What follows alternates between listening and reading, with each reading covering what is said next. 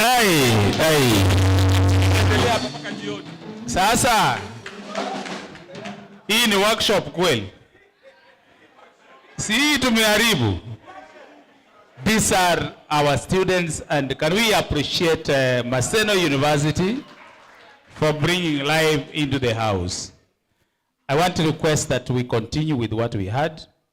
We have 2 presenters so that we break. But before we break, we'll have 2 more entertainments. Sindio? Yes.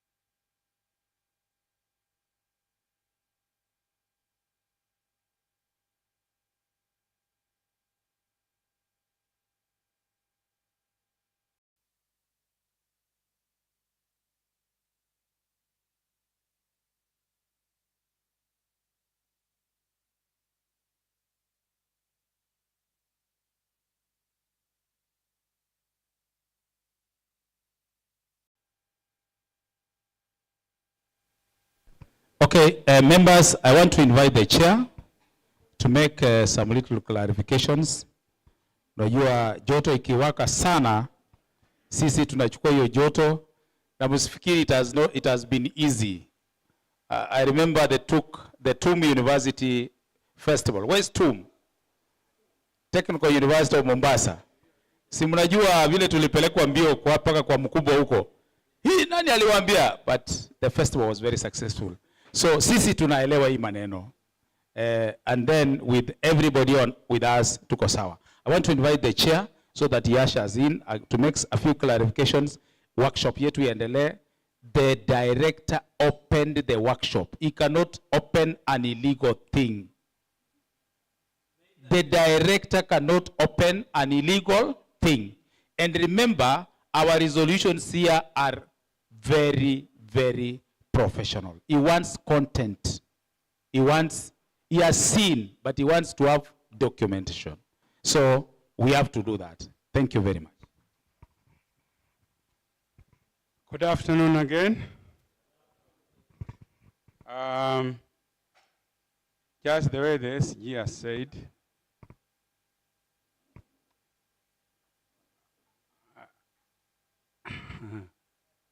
the director has talked to us.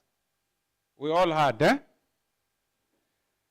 One thing that we must appreciate is having him from the ministry to come and officiate over this opening. Can we clap for that?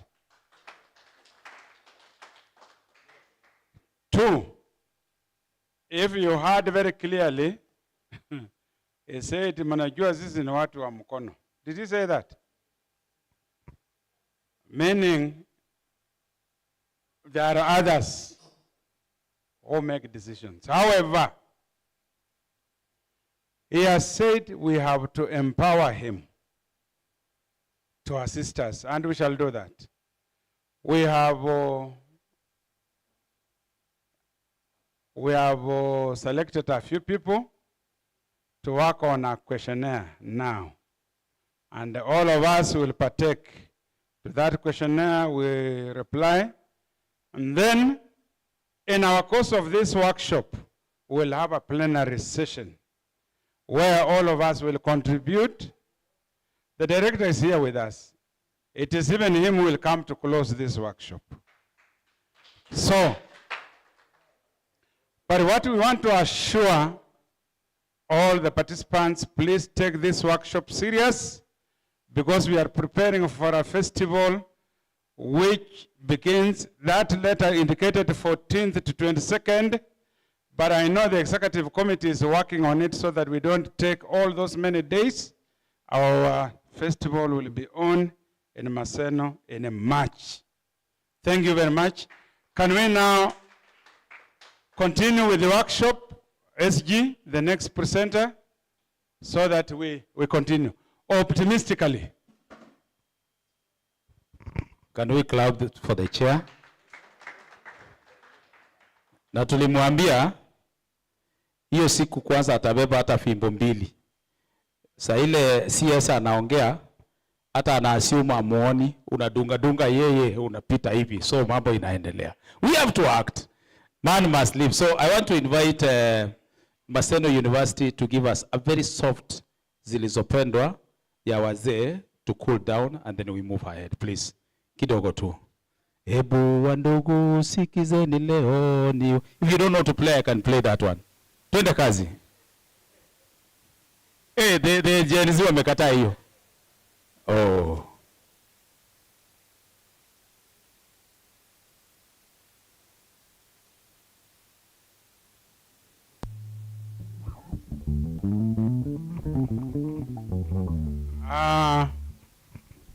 Our Dean, Professor Tonja, please come and recognize the presence of the Vice Chair, Public Universities.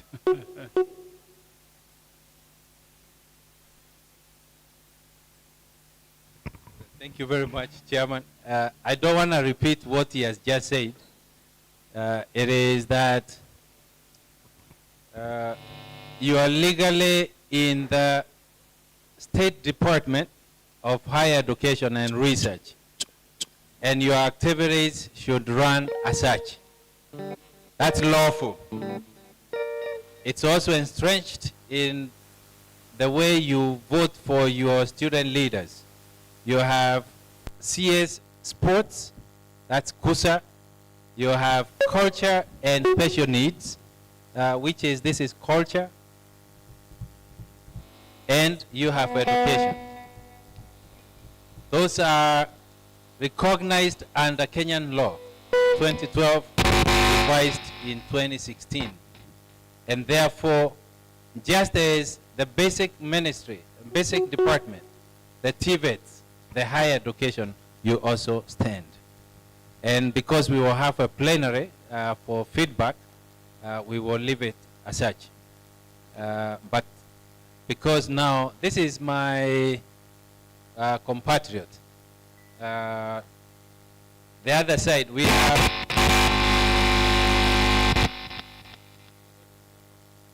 so we have both public universities and privately run. It's not private university, and I think people really need to understand. It's privately run, maybe as a trust, but serving who? Public people. And that is why we always work together. We have the vice chairperson from the public universities, and we have the vice chairperson from the side of private universities. We work together, all the 78 of us, and we'll work that way continually. So I want to recognize our Daktari Gosianjo from Kabianga University, and she can say hello. I can see the SG now.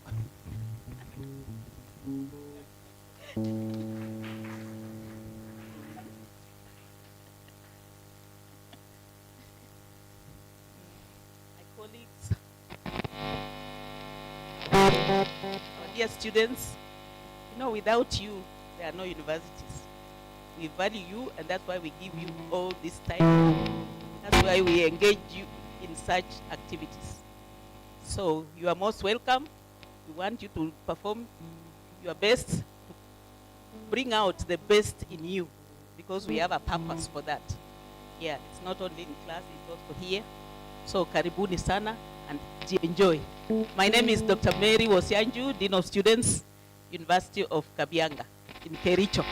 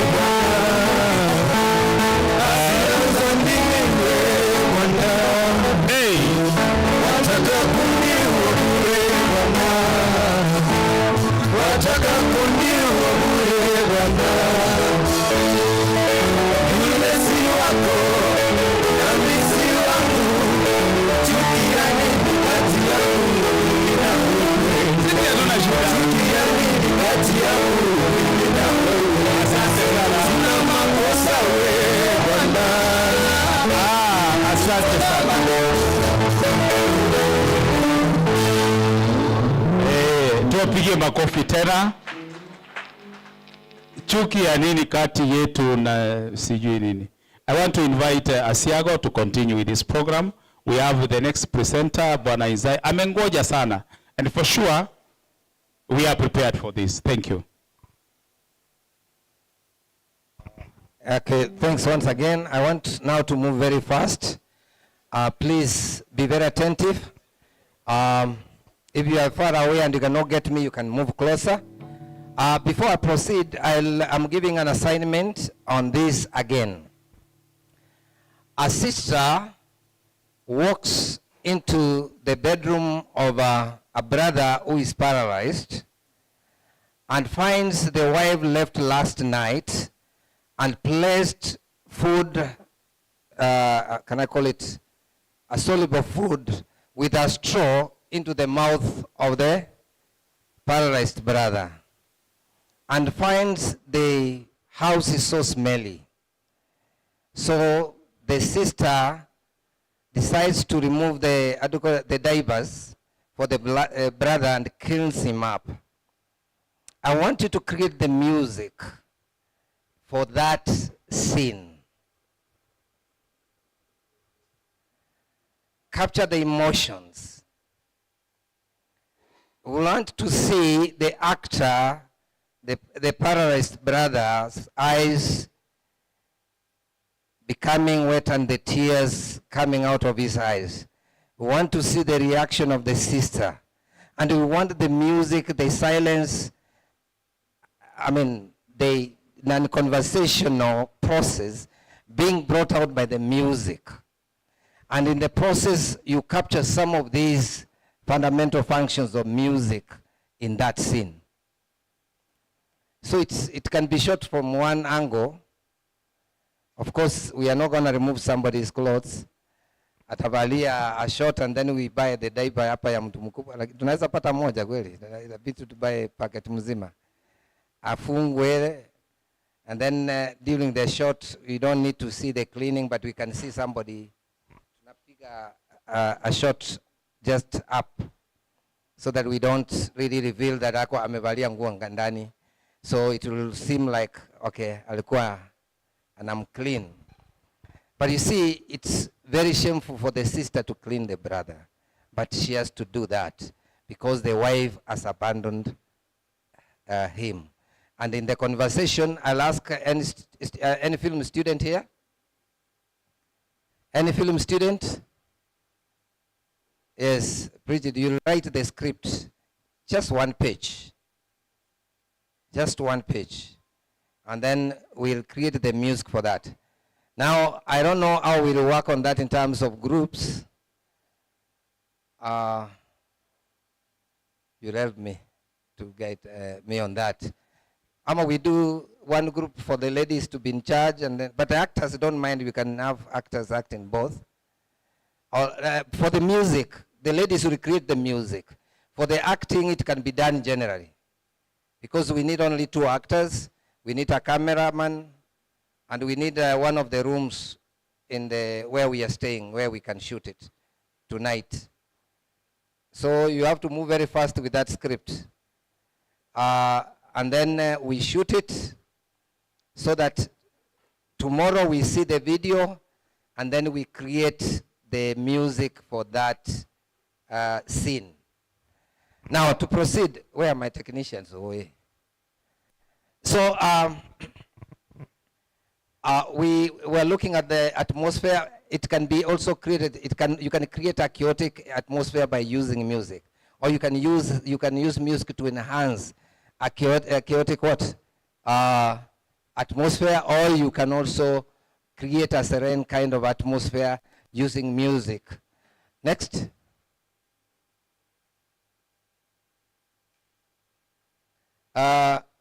Emotions. Now, the story I've just told you will actually invoke a lot of very heavy emotions. How are you going to create this music? Do you have the golden ear so that you can actually understand that this music can make somebody cry? Because when we make movies, we want to play with the emotions of the audience. How do we make the audience feel the impact of that message you want to pass? And how do you make this experience become so practical? Is at times, or most of the time, we use music to bring out the emotions. If you use the wrong music, you might not achieve exactly what you want. So as a composer, you have to be very ready to really watch the film and come up with, or you even read the script, because not necessarily that you have to watch the film to compose or to do the scoring. You can actually read the script and be ready with the music, and it can be used effectively. So you can create that, and you can capture the emotions. You can actually bring out the feelings of the character. At the same time, you can capture the emotions of the audience. Remember, here, you need to enhance that reaction from the character for the audience purpose. This is not a stage performance. This is a pre-recorded scenario which you have to exploit to make the audience be part of the feelings of that particular character or characters. Next. Socio-cultural geographic reference. I think this is very explanatory. And there's a movie called Roots. If you listen to it, they always use the African instruments to capture the moments within the movie. You have watched also Nigerian films. They tend to use Nigerian musical or cultural music. This always tends to tell us the setting of the film. So music can easily be used to create that setting that we want. They create that culture that we want. To make the character belong to a particular culture. That belongingness can actually be enhanced by the music which is played. So the kind of music you choose to make should actually enhance that cultural value. Next, what is happening?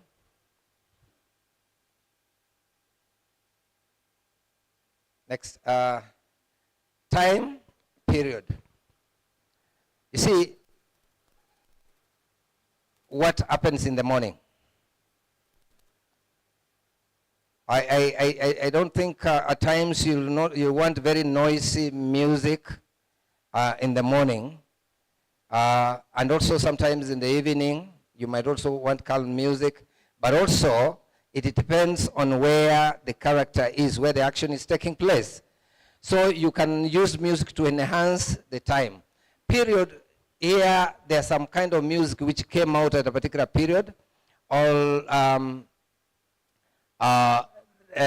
if you talk of the bongo music, we know it has not been there for a long time.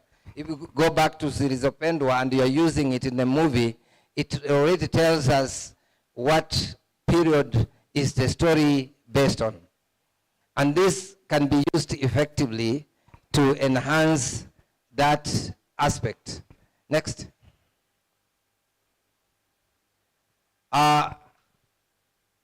You have got several scenes that you want to connect. You want them to be rated. You want them to bring out a particular story. If you watch the film called Jerusalem, a South African film, at the beginning, a journalist walks into a prison and starts interviewing the main character and tells the main character to tell everything, how it started. Because this guy becomes a criminal and then he's arrested, he's in prison, so the journalist wants to know what led him to be arrested. And then he asks, what do you want to know?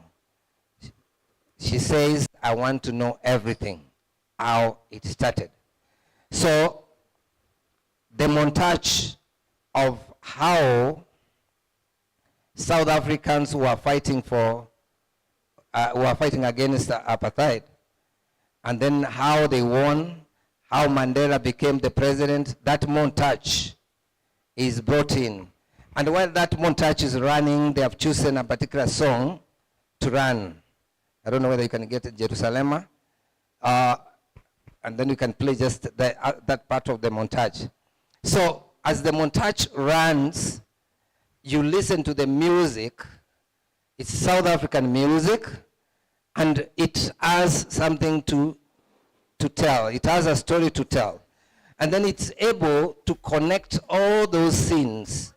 A lot of events happening. You are there?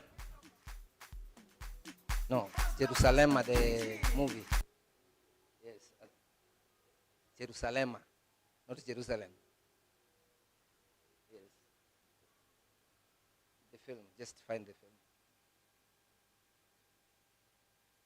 Yeah, that one. It's connected there?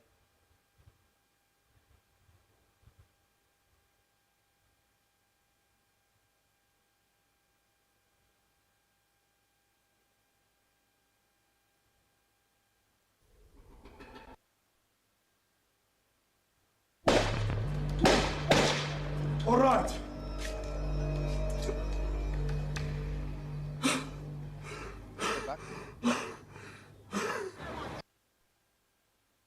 Go back.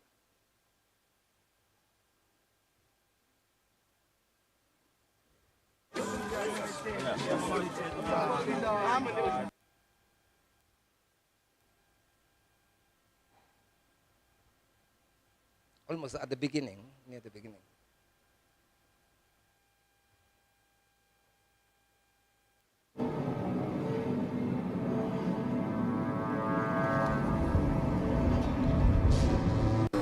Kapera kidogo.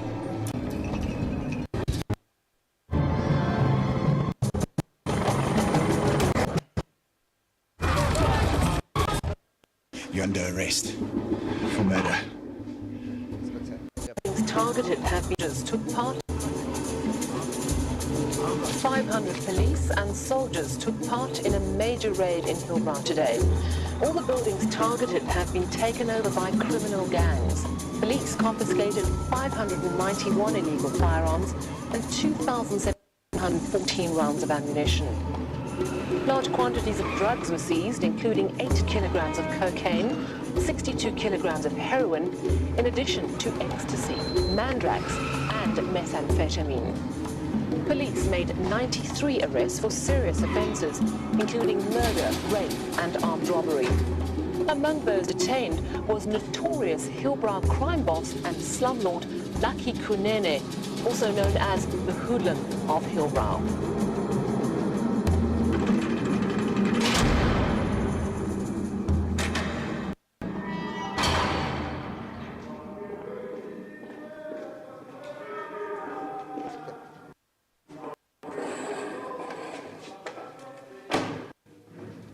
What do you want? The real story. Take me back to the beginning. The beginning. Soweto. 1994. Freedom. The new South Africa. A new dawn. A new day.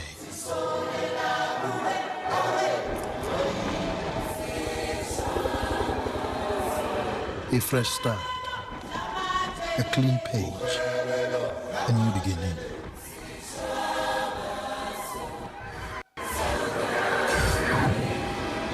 And I had dreams. The trains were the circulatory system of the black urban economy.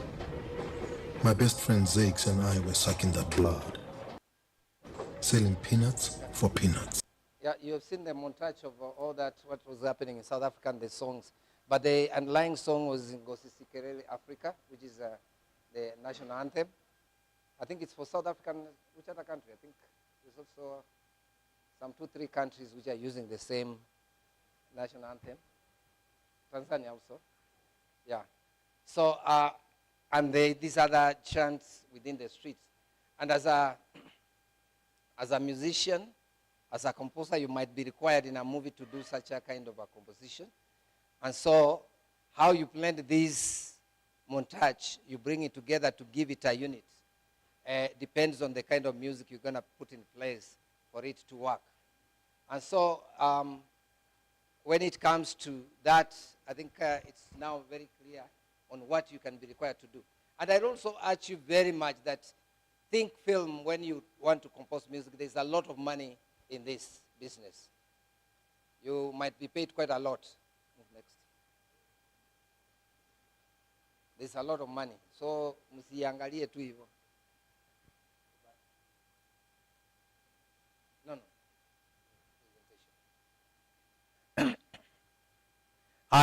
So we have talked about connecting the scenes, and you have seen how the montage is also done. But there's also that aspect of 2 scenes either following one another, or the scenes are apart, but they use maybe the same music to get that kind of unit, or to bring a particular kind of emotions for both. Next. How does music manipulate when the scene in action itself does not bring out what is expected of it? You'll find you have shot a movie, or somebody has shot a movie, but he realizes, or she realizes, that whatever he wants or she wants to achieve in terms of emotion, in terms of the message that scene is supposed to bring out, or that part of the film, or a particular sequence within the film, then somebody goes ahead to bring in what? The music to add, to manipulate the what?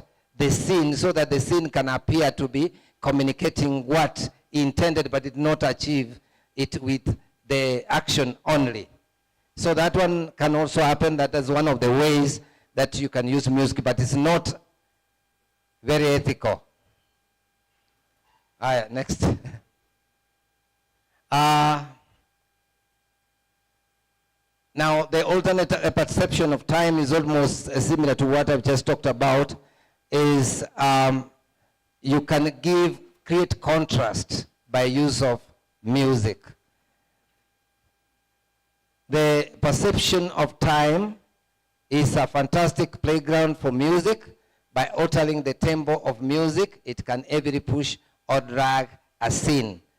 You can actually make the scene appear to be, for things to be happening very fast, or you can actually slow down what's happening within the scene by use of music. That perception can be easily created in the film. There's a film I'll use as an example for this, but let us move forward. Imply a sense of space. You can actually create a space by use of music. If you realize that where the action is, you want to create, let's say, something like loneliness, you can use music, you can use echo to create the emptiness within the space. You can use, let's say somebody is on top of the mountain, but the shot is narrow or tightly focused, but you want that understanding of the space is either alone or is in a very wide area. You can easily put a particular kind of music in place which subconsciously creates that feel of space. Like, for an example, you can use music which echoes. I'm trying to remember a part of a movie. I think finding it will be difficult to. There's a short film which is 7 minutes. You can find it online. It's called The Bear. And the music is being used in two aspects. When this guy is inside the vehicle and when he's outside the vehicle. So the same music is given different levels and different, how do you call it? I want a music term.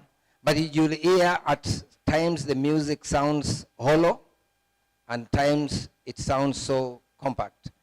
So they tend to change how it sounds for different situations. Next.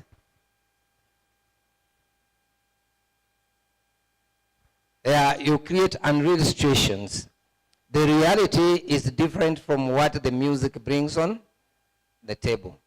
So you are able to utilize music that way to achieve something. Sometimes you want to create irony and you use the music to create a different understanding from what you sing. And in this case, you can actually use music with the lyrics, not necessarily the instrumentals. And the wordings from the music can actually create a different perception from what is being performed. Yes, next.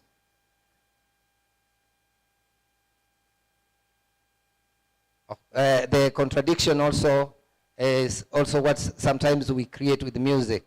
Usually you find the scene is this and the music is giving an. It's almost the same from, with the previous one, but we have also to bring it out for us to understand that contradiction is also necessary.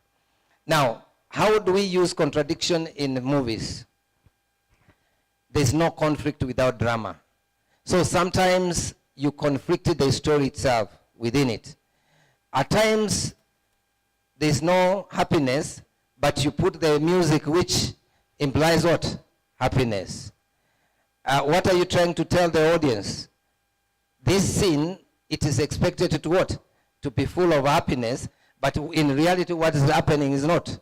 It's not happiness. So a director will always tell you, I want you to compose for me a song of this nature, because he'll understand. But at the same time, it's good for you as a composer to be able to advise.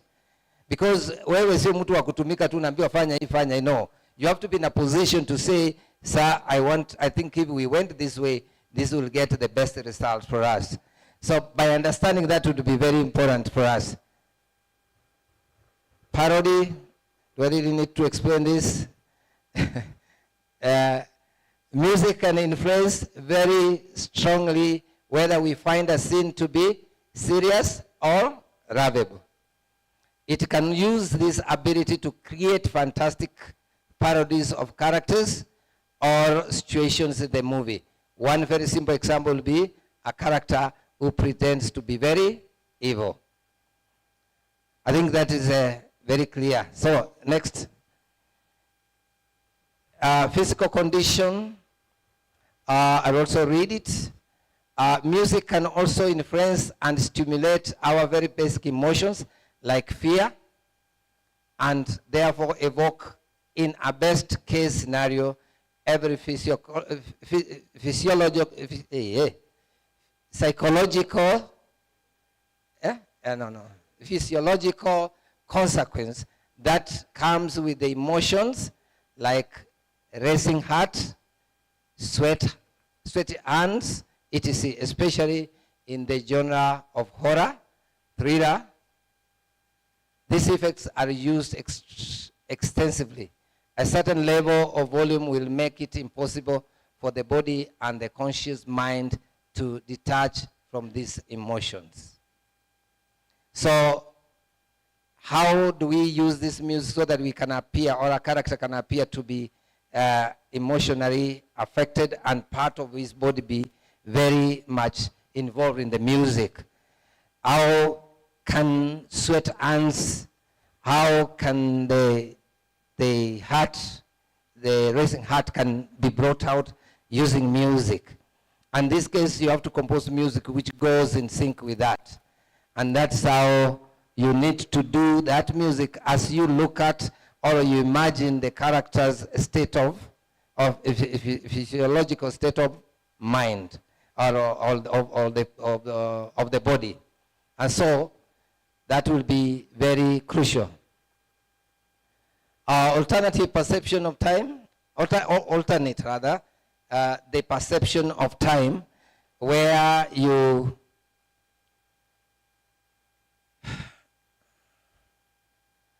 so where this is where you create the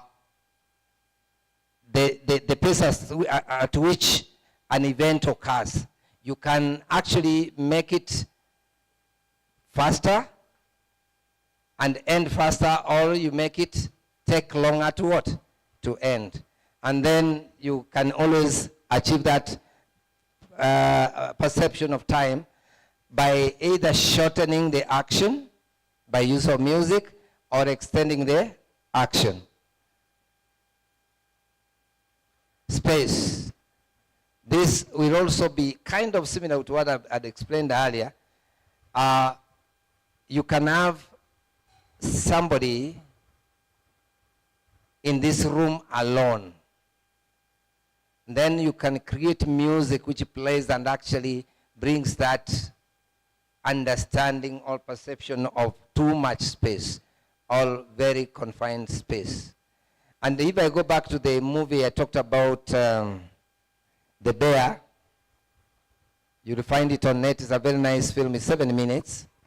The music in the car is too loud because within the space it what? That music is playing. So when this person gets out of the car, even when the doors of the car are open, the volume of the music goes down because it's swallowed by the space. Isn't that? So you can actually use music to really play around with the space required. Next. Oh, even now, if I go back also to the montage we were seeing of Jerusalem, if you had the music where there was, the people were in the streets, the sound levels were different. So where there is too much space, you'll find the volume of the music is lower. And also, at times, you create echoes to create that kind of a reflection of what? Sound, meaning there's much what? Or you can have music which is well filtered and doesn't have any echo, and that compacts the space. Yes, next. Yeah, we talked of the aspect of creating unreal situations. This is also not very professional, but it can be used. And you can create music which makes things look worse, especially when you want to bring out a mysterious character. The person is taken to be very dangerous, yet is not what? Dangerous. So you can have music which portrays that character as dangerous, but that's not the real situation. You set that music, and when it's well blended with the action, and then later the viewer comes to realize that, oh, kumbe haikukuwa as dangerous as such. Chairman said, the festival is on, whatever the case. Kuna kashetani fulani mahali, we'll pray. The prayer warriors, tuombe ndio washindwe katika jina la Yesu. It will work. But also, when things are tough, they are more sweeter. If we find things moving so smoothly, sometimes we don't think. Hata unajua saa zingine tunasahau kuomba kwa maana kila kitu iko sawa, lakini ukikuwa mgonjwa kidogo, you remember to pray. So I'm requesting that we have a team being led by a film student here to plan to write the script and to guide in terms of shooting that clip. You have 1,000. Zuri kutambua hiyo kasi ya hii kijana. Hii kijana. I hope I'm not the kijana. Thank you. I think I'm done, unless there's a question. Asante sana. Tumpigie tena makofi. Swali tutauliza kesho. Because of time and I have to release these members to go and sleep so that tomorrow will be vibrant. I want to take this time to invite Moyale Inzai to complete his work. Actually, what he did in the morning, it was just by the way. Oh, yeah, the director Nyota has come. I think after Moyale, we'll have the director Nyota is a sponsor of this year's festival, and there is a class is sponsoring, and the only university that niwaambie kitu moja. You know, the moment we have started getting sponsors, people are getting mad because they are wondering how. And we have to protect that. EACC is sponsoring 5 classes at good money. Yenye itaenda kwa wanafunzi. And that's what we have agreed. Sindio? Sasa hii maneno ikianza hivyo inaanza kuchemuka, lakini we have to succeed in the name of God. Dr. Inzai. Good afternoon. Even if you don't know how to smile, smiling is what you do every time before you laugh. Are we together? If you have ever laughed, then you know how to smile. Okay? So I want us to smile because all that has been said is good. Aha. Nani ameshindwa kusmile? Well, my brother, nimekupea ya formula na ujana. Oh, instead umecheka, which is good. Nothing good is fought.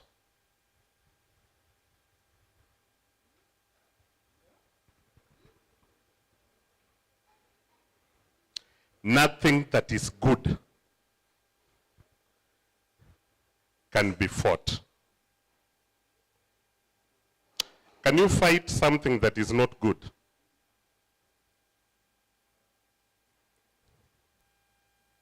So I want us to close our minds and think positively, okay? What we are doing is good, and that's why we are fighting it. Good afternoon. Okay?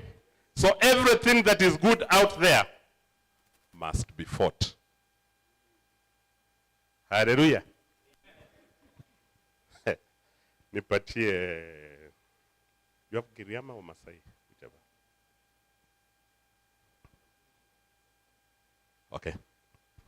Now, I've been asked to discuss music festivals trends in Kenya. And that is what we are talking about. And that is the conflict we have at the moment. So I would beseech of you all to be very attentive. Ukisikia unataka kulala, unaamka, unabeba mguu moja juu, unarudi. Because now this topic addresses what is going on now. As they get for me some tracks, I want to say a few things about music and the roles music plays in the society. One,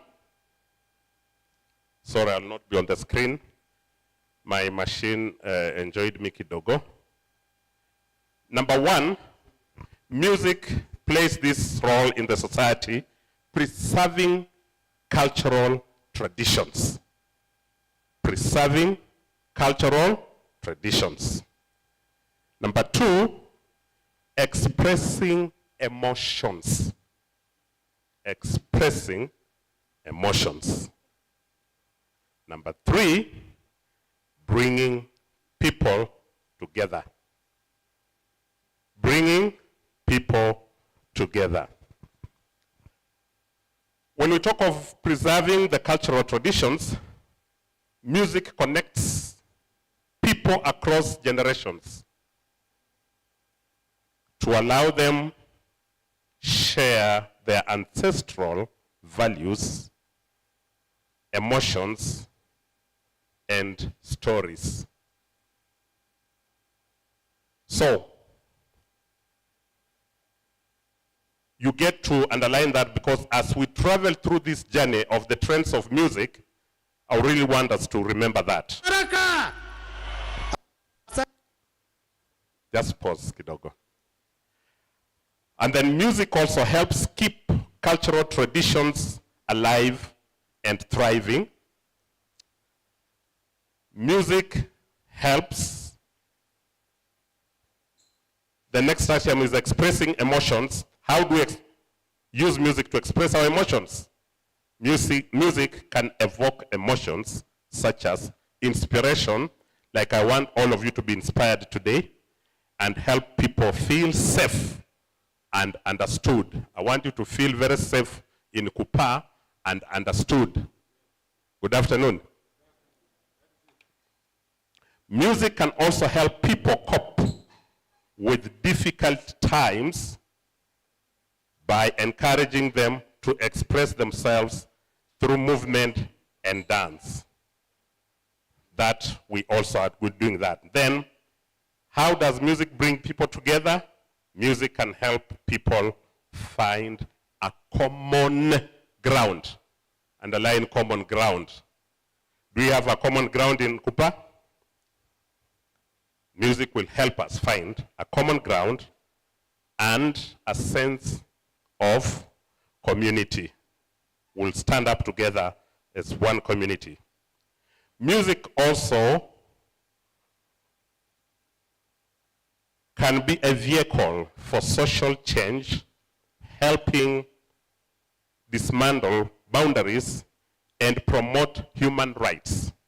That's a very good point to note also as we discuss our discourse today. Music can also be a vehicle for social change, helping dismantle boundaries and promote human rights. Music also can be a platform for the underrepresented people to speak out. Am I preaching to some people here? Music can be a platform for underrepresented people to speak out. I think some of us know what Hall 10 and 12 and 13 means. We will discuss that. Music is also important for us in improving our health and well-being, especially when we laugh, we dance, and we feel good. And this time around in the world, now we have what we call music therapy as a course study. So music therapists earn a lot of money alongside doctors in treating ailments.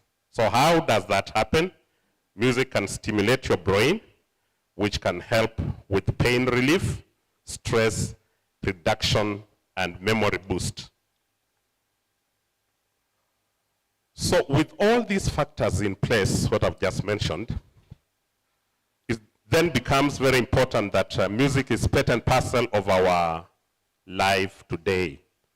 And that's the reason why we have music festivals. Are we together? That's why we have music festivals.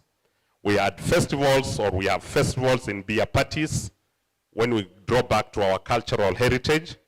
We have festivals during our naming ceremonies. We have festivals when warriors celebrate after conquering the war.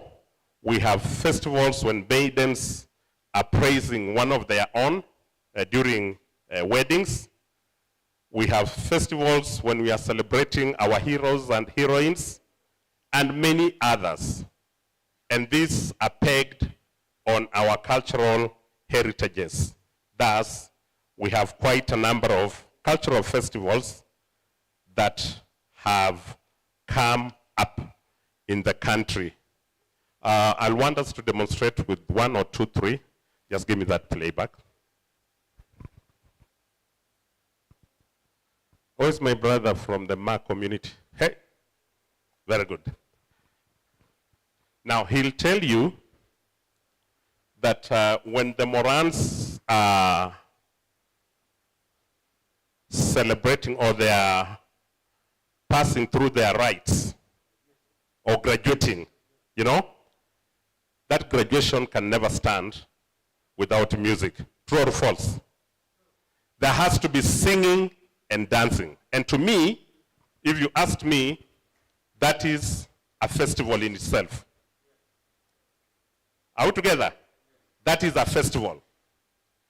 When our chairman, Mr. Tamba, is busy,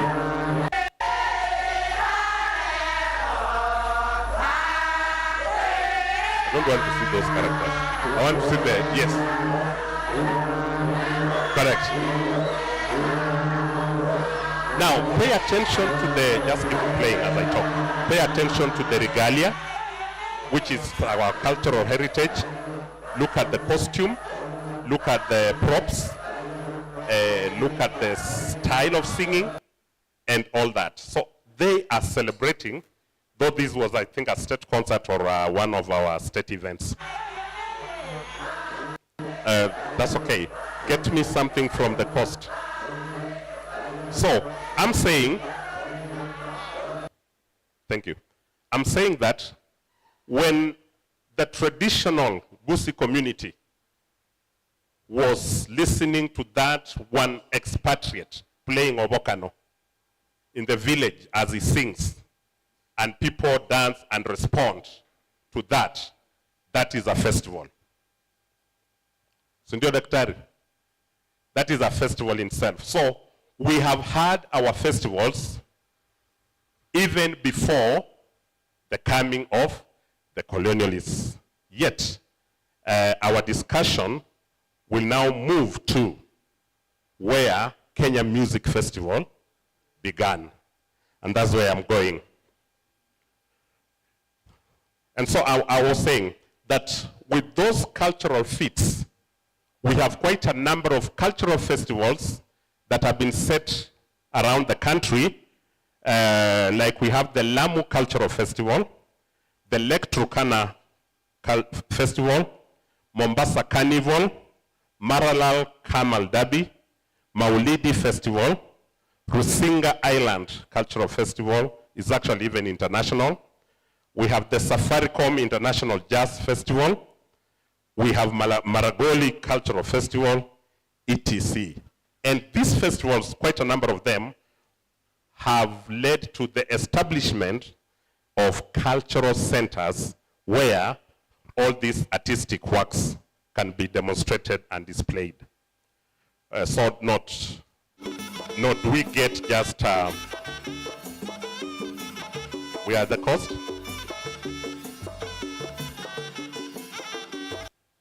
Just play, just play.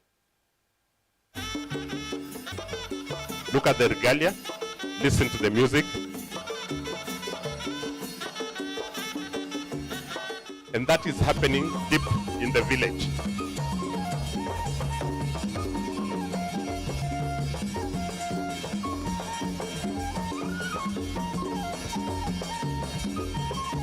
Listen to the instrumentation and the great regalia. Thank you. That's okay, that's okay. So I'm saying that all this having been in place, we now have a festival that was begun in 1929.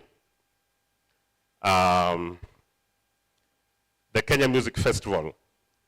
I'll go through a brief history of it so that you see where we are and where we have come from.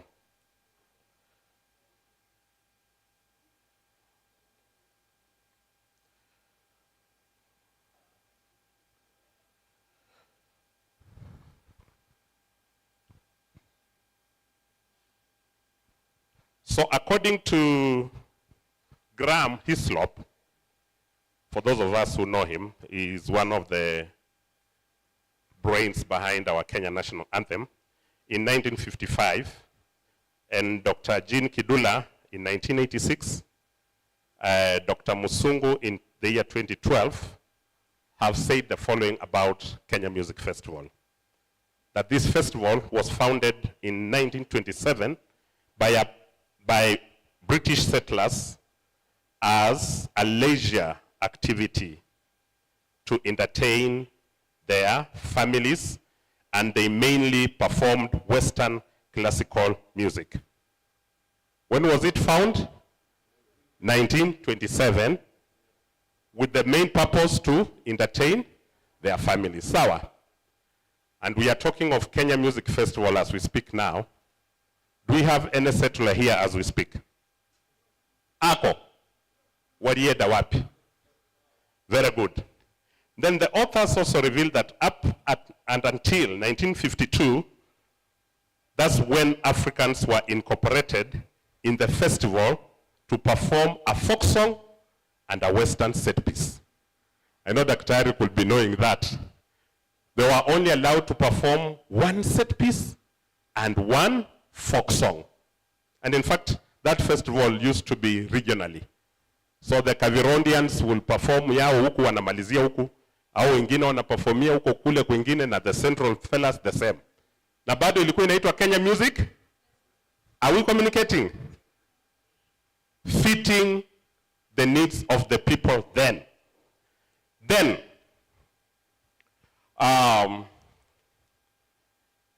in 1960s, the festival incorporated African instruments, just like the ones we have seen, where solo performers featured in the presentations.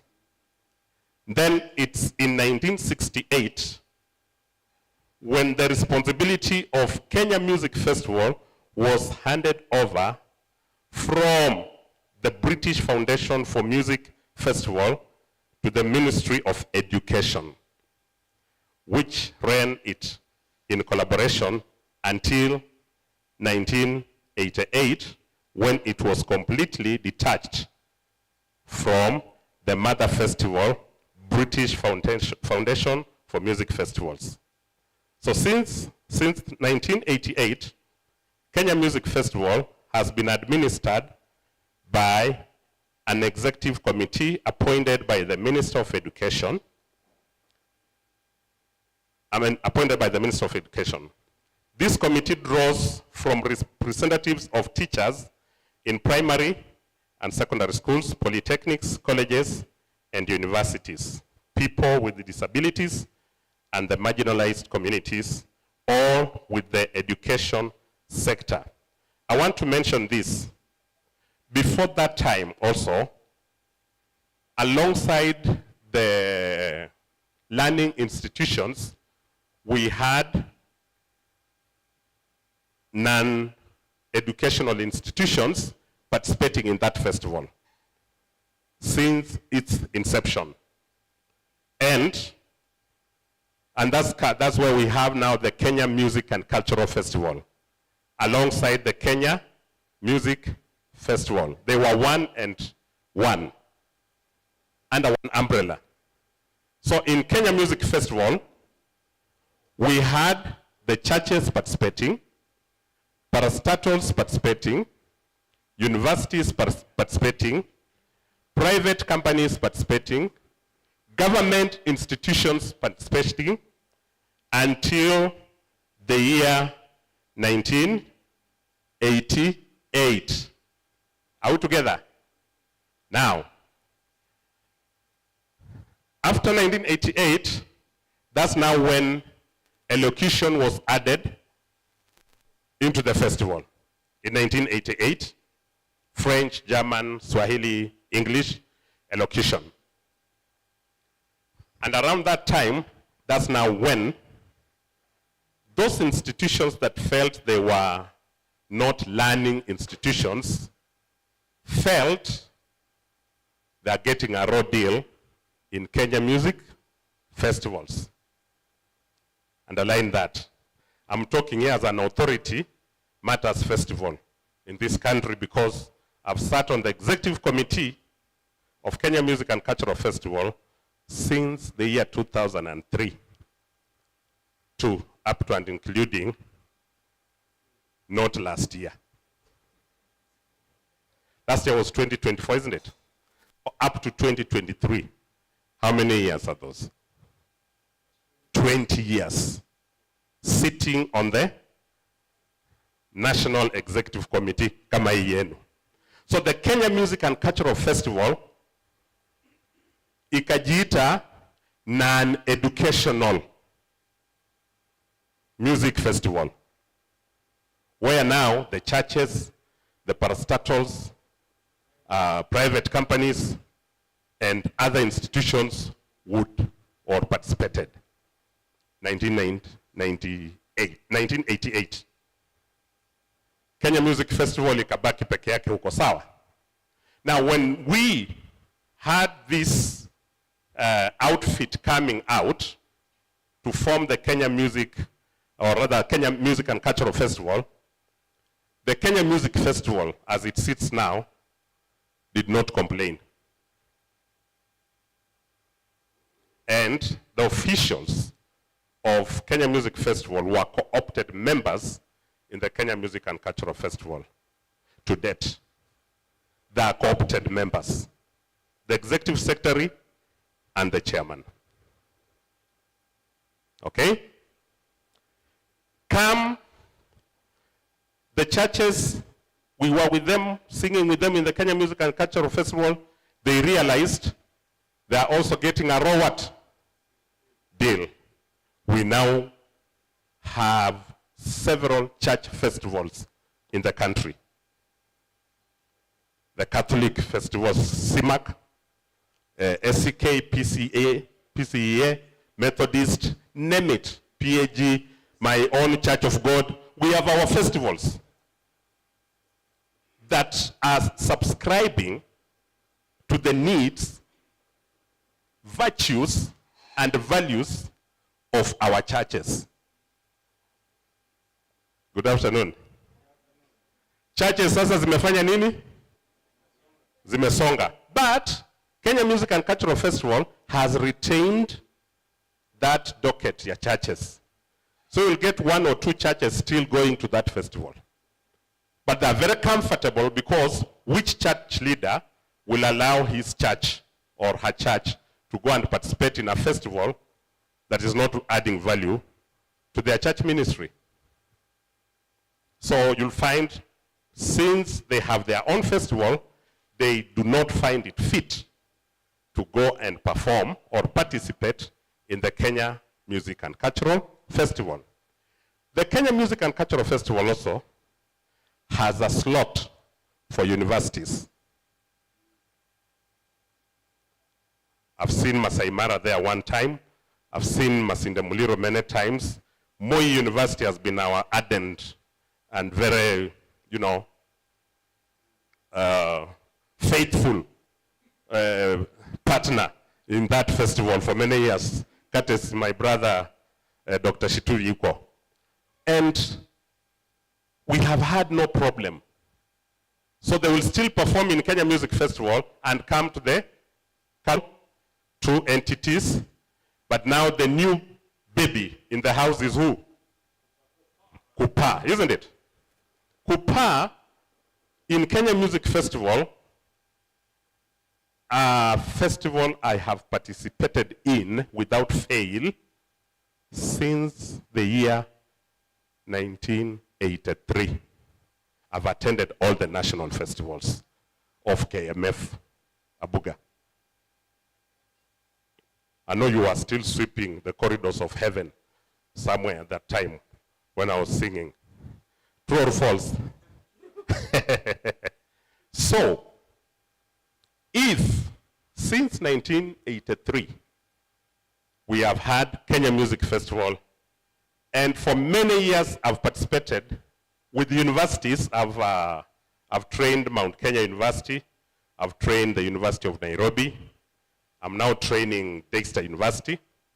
In Kenya Music Festival, I have never seen a participatory or a participation of more than 8 universities. If it is not a fact, you come and disapprove me. For all those years. But I came to this new baby that is born in the house in Masai Mara University, 2023. And what I saw astonished me. I was like, wait a minute. How many universities are these? And I could glue myself on the bench, adjudicating, and teams were flowing in from morning up to evening. From morning up to evening. During our breaks, when I go out and I look at the way the comrades are interacting, you just feel and see that ambience of, I think we are where we are supposed to be. I think something that I never saw them display in Kenya Music Festival. I told you I come from a bullfighting community. I say it the way it is. And if it's not a fact, you disapprove me. Where is my Dr. Pudo? Where is he? Where has it gone? Where is it? That daktari, ameenda happy. Anybody from drama, an official?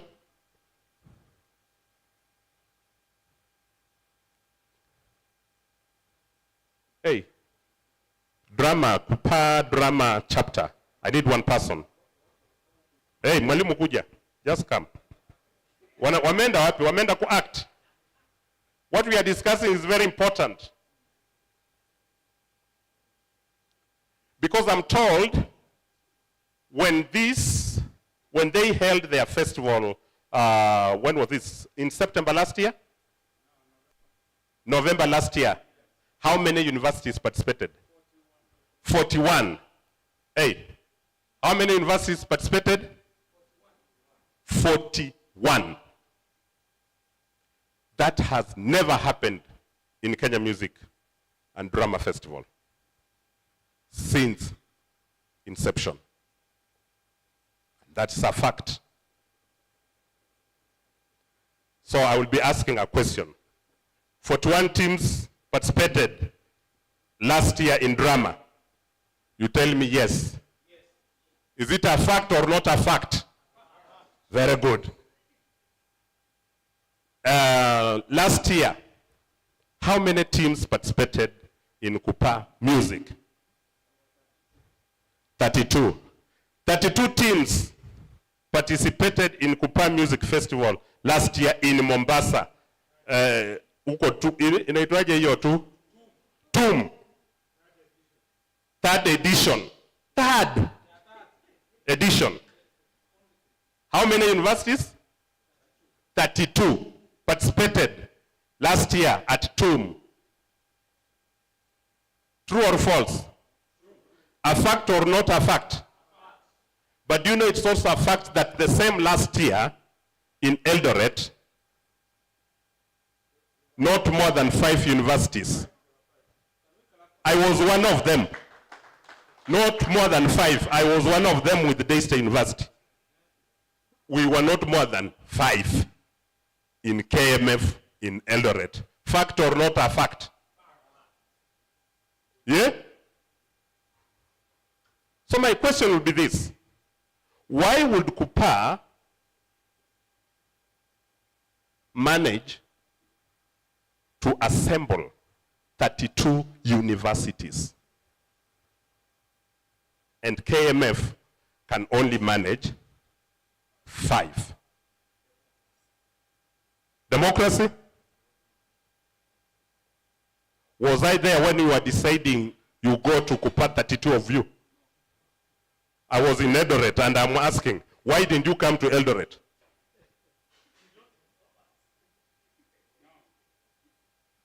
Are we communicating?